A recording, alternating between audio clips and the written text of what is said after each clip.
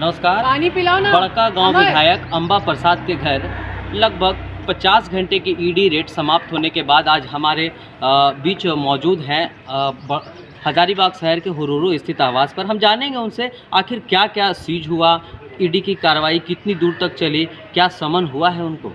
नमस्कार आपको। क्या क्या हुआ ईडी की इतनी बड़ी कार्रवाई में? देखिए, सारी चीज़ आप लोग के सामने हमने रख दी है। अभी हमने सारा बात आपके सामने रख दिया है। जो हमारा सीज़र लिस्ट जो है वो भी आपको दिखा दिया है। तो आप इसको देख के आप समझिए, क्योंकि अफ़वाहों का बाज़ार में तो मीडिया कुछ मीडिया की तरफ से जो सूत्र के हवाले से जो खबर चलाया जा रहा है, पहले से ही मानसिक प्रताड़ना से हम लोग 2 दिन से गुज़र रहे हैं, क्योंकि हर कोई परिवार में कार्यकर्ता सब परेशान है। सबके घर भारी संख्या में कार्रवाई करने का काम किया गया है। मुंबई तक पहुंचने का काम किया गया।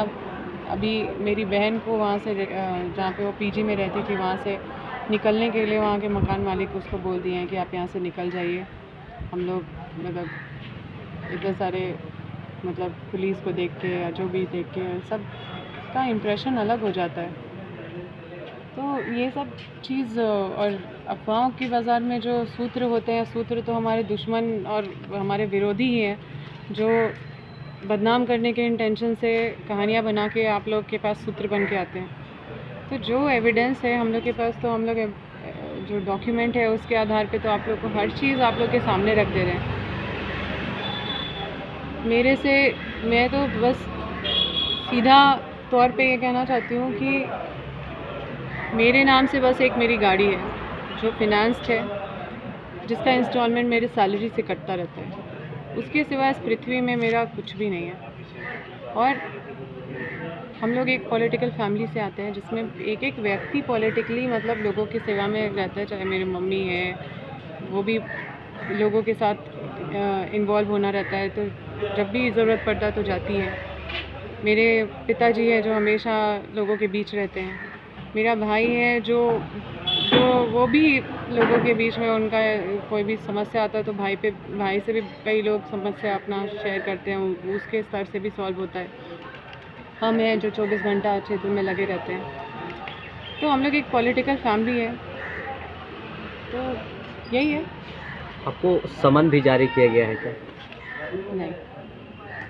आपके निशानदेही पे और लोगों को ईडी रेड किया है, तो उनको समन जारी किया गया है, लेकिन आपको नहीं किया गया। एक सवाल है कि अभी आपने कहा कि एक गाड़ी है सिर्फ जिसे मैं चलती हूँ, लेकिन ये ईडी की रेड जो है सो पूर्व मंत्री योगेंद्र साव और अंबा प्रसाद दोनों के ठिकाने पे हुई है।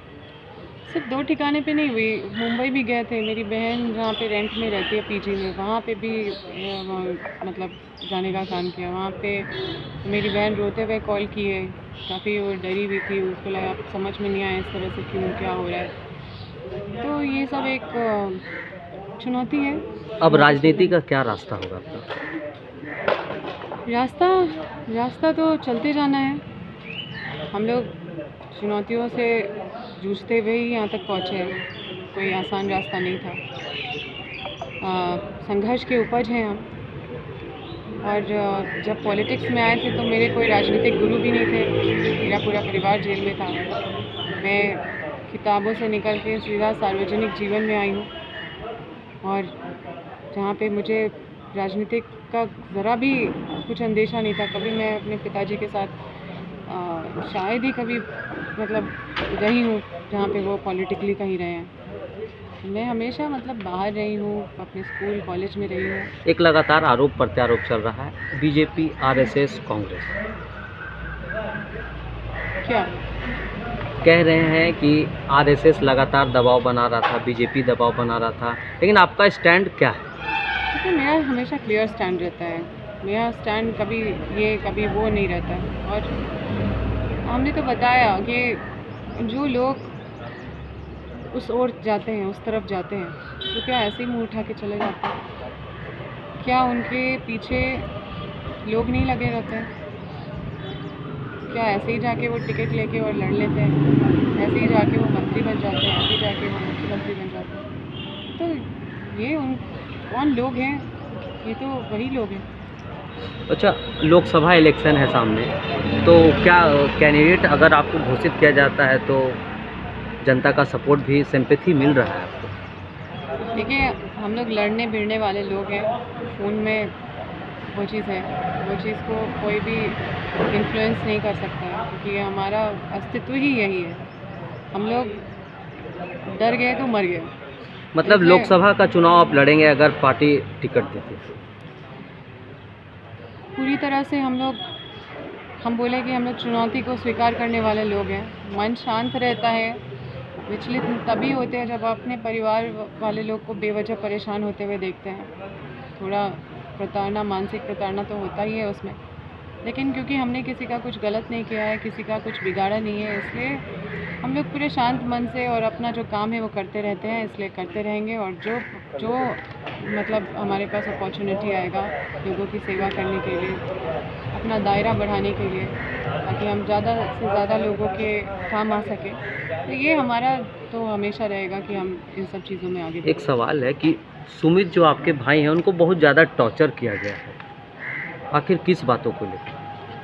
देखिए, टॉर्चर में तो सब टॉर्चर हुए हैं, कोई एक आदमी नहीं। वहाँ मेरी बहन भी, छोटी बहन भी टॉर्चर हुई है मुंबई में, तो मेरी माँ भी। तो मतलब अब ठीक है, जांच है, हम लोग सहयोग करेंगे।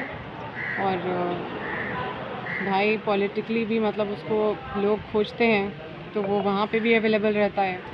और बिज़नेस भी करता है। बिज़नेस करना कोई गलत बात नहीं है। किसी ना किसी को तो घर में बिज़नेस करना ही पड़ता है। मुझे नहीं लगता कि पूरे पृथ्वी में कोई ऐसा फैमिली होगा जिस फैमिली में कोई बिज़नेस नहीं करता होगा। लेकिन हम लोग बिज़नेस फैमिली से नहीं है, हम लोग पॉलिटिकल फैमिली से है, क्योंकि हर एक व्यक्ति हमारे फैमिली में पॉलिटिकली इन्वॉल्व है। लेकिन बिज़नेस क्योंकि भाई करता है तो करता है, कहीं पे अगर उसको अपनी चीज़ों को बताना है या कोई उसको जवाब देना है तो वो उस चीज़ को जवाब देगा।